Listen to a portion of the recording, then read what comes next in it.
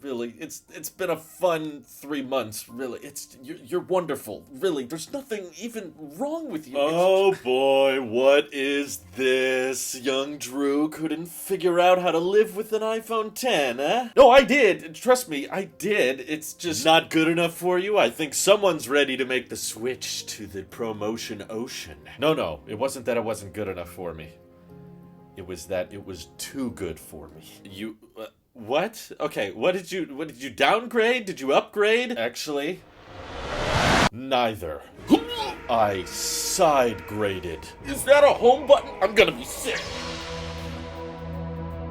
Believe it or not, it is really not my intention to be switching phones this regularly. But sometimes things just happen in life that you don't expect, and after 3 months of rocking the iPhone 10, I have decided to make the switch to my wife's phone, which is a 2020 iPhone SE 2. And if I can encourage anybody to behave in a more rational way, it's that if you can side grade or benefit from switching around phones in your own personal family or in your friend circles, then hopefully you don't have to spend too much money on eBay or Amazon listings. And similar to downgrading to the iPhone 10, there was not one sole reason, there was a bunch of little reasons that all started to stack up, and I'm sure you have a lot of questions, so I'll try to get to the point. So, first new bit of information. A very close friend of ours that recently upgraded to the iPhone 14 Pro had an old black iPhone 11 that he didn't want anymore, and he offered it to us very generously, and I offered to pay for it. I asked if I could buy it off him or anything. He was not interested in selling it to us. He just said, here, I'm not going to use it. It's just gonna sit on my desk so you guys have it. And because I had been getting by with the iPhone 10, but my wife was still struggling along with this SE2, I thought she deserved the upgrade more so than I did, and she basically hadn't upgraded her phone in the past 3 years. And she's always in favor of upgrading as long as it's cheap and affordable, and basically getting a gift from a friend was essentially the cheapest possible upgrade she could do. So that's why she's rocking the iPhone 11 now, and the other partial motivation that got me to switch over to the SE2 because it was now available was not so much inherently anything wrong with the iPhone 10. It was just that part of my motivation for downgrading from the 13 Pro Max was to help combat smartphone addiction, and iPhone 10 was still pretty dang addicting to use. I adjusted to it really quickly, and I realized that switching from a 6.7-inch iPhone to 5.8-inch iPhone, once you get accustomed to the screen size and you start holding it just a little bit closer to your eyes than usual, really not that much changes. You know, I was still getting by with the camera. The display was beautiful. I was watching videos on it all the time, and there was more long-term ownership of smartphone things that I wanted to review, but the iPhone 10 wasn't really old enough to experience a lot of that long-term degradation. For instance, like battery health degradation. So my iPhone 10 over the past 3 months basically just dropped from 84% battery health to 83% battery health. But in the past, I had mentioned I wanted to kind of talk about and document the experience of what happens when the iPhone dips below 80% battery health. And because I'm in favor of reviewing older tech on this channel as much as I can, I thought switching my SIM over and everything to the SE2 would be a great opportunity to see what happens when you're below 80% health, because this is sitting at 78% battery health. 3 years, no battery swaps, and honestly just due to the limitations of no 5-watt bricks in the house, a lot of this phone's life was fast charged, unfortunately, and it shows. You know, the battery life is definitely worse than the iPhone 10, but that kind of helps with the motivation of combating with the smartphone addiction. And also, while the iPhone 10 was beautiful and I was very happy with the camera system, the gesture controls, and the Face ID, everything was working great on it, there were a few software limitations of an iPhone that old that I was tempted to check out the SE2 with, because I know that while this is a fairly dated design on the front, still got Touch ID, still got a home button, still got a forehead and chin and everything, it does have a 13 chip, which means it can do a lot of my favorite things that iOS 16 is capable of doing that the iPhone 10 could not. And I've actually been taking advantage of those features over the past 3 to 4 days now that I've switched over. Features like Subject Lift, which my iPhone 10 did not have. Live Text, which honestly, that one was really getting on my nerves, like I mentioned in the streams. There were many times where Riley Lynch, who very graciously breaks down all the time codes on our tech podcast, does the same thing on our EV podcast as well, so once a week, I'm always trying to add all of those time codes to the description, but YouTube doesn't let let you select text from comments. I don't know why. And I was used to just being able to screenshot those comments and then select them via live text and add them to the description, but the iPhone 10 wasn't capable of doing that. So sometimes, it's the weekend when the podcasts go up. I don't want to have to pull out the laptop, or sometimes I'm away from home, so I can't add the time codes, but people definitely appreciate them being there. So I was like, yeah, this keeps kind of grating on me every single week for the past 90 days, that I was like, you know what? I can't just stop using an iPhone, period. It's just too helpful for my job. But I think the issue I was struggling with on the iPhone 10 is that it was beautiful. I did think it was a very iconic and honestly not that different of a design language from what we have today, but it was such a beautiful phone, but less so of a tool. It also wasn't capable of doing continuity camera. I had to use Webcam Plus, which was a bit more buggy and harder to set up than continuity camera, whereas this supports that. It still has the wireless charging, which is important to me. That's pretty much the only way I charge my phone, and it still has a great camera system, in my opinion, honestly very close to that of the iPhone 10, because the telephoto lens consistently disappointed me, and I knew that this would be a greater challenge. And I also thought it would be fun in 2023 to actually go back and try to use the home button again, because I really haven't had much extended use of the home button in many years. In fact, the last time I had Touch ID on my iPhone, I still had very, very bad psoriasis on my hands, so the fingerprint reader basically just didn't work. Now that I've gotten medication for it and my fingerprints are back to normal, I want to give Touch ID a more fair, honest try in modern day, because Apple at least is still basically selling the same exact phone plus 5G. And I gotta admit, this transition going from the iPhone 10 to the SE2 is a lot more drastic and a lot more challenging, in my opinion, in a good way, than going from the 13 Pro Max to the iPhone 10. And I think that's just because I realized I mostly use my phone for Twitter, Creator Studio. I use it as a tool, for researching videos, engaging with you guys, checking email, and managing my bank accounts. And I wanted to use my iPhone more so as a tool and be less obsessed with it just as, ooh, this display is gorgeous. And clearly, based on the polls, you guys find the iPhone 10 a superior product, even though this technically has the better silicon. But this battery health being so bad and the phone being so small forces me to be a bit more careful with how often I use my phone. Like, I was just at a friend's house the other day and it straight up died on me. And I was like, oh boy, how am I gonna get in my car? So it's just a little lesson to be like, hey, don't spend too much time on your phone. While at the same time unlocking some iOS 16 features that the iPhone 10 did not have. So now I can do more video thumbnail creation on this tiny 4.7-inch display. Yeah, I know it's weird, but actually several of the last video thumbnails from the past couple days I did on the SE2, not the iPhone 10. And the A13 chip is still holding up like a champ. I've edited some videos on LumaFusion for the Tailosive Life shorts, and it was able to export them. And sure, it does get hot, and yes, the battery life drains really, really quickly, but on the positive side, it also charges up really, really quickly, because there's not that many milliamp hours left in this thing. But I think by your guys' own logic, this would be considered a downgrade for most of you, at least in terms of the visuals, because this display is clearly not as good as the iPhone 10, and it's aluminum, and the battery life is worse and all that. But I'm kind of enjoying the process of seeing what the secondhand iPhone market is like. And I did a video on this phone a couple weeks ago explaining that even though this is likely to get 3 to 4 more years of software support, you can find this phone for close to $100 on eBay refurbished, basically undercutting the iPhone 10. And based on what you guys have said in videos prior, long-term software support is important to you. So I don't know who to believe about the iOS 17 rumors or not, but I think there's a decent chance iOS 17 is going to have some cool features that this phone can take advantage of that perhaps my iPhone 10 could not. And there's a good chance that by the time I'm able to test iOS 17, I'm actually going to be out of the country on a trip. So I don't want to find out whether or not my iPhone 10 is compatible with the public beta or not while I'm away and unable to test those features. So since I'm going to be gone, I'd rather have that certainty, and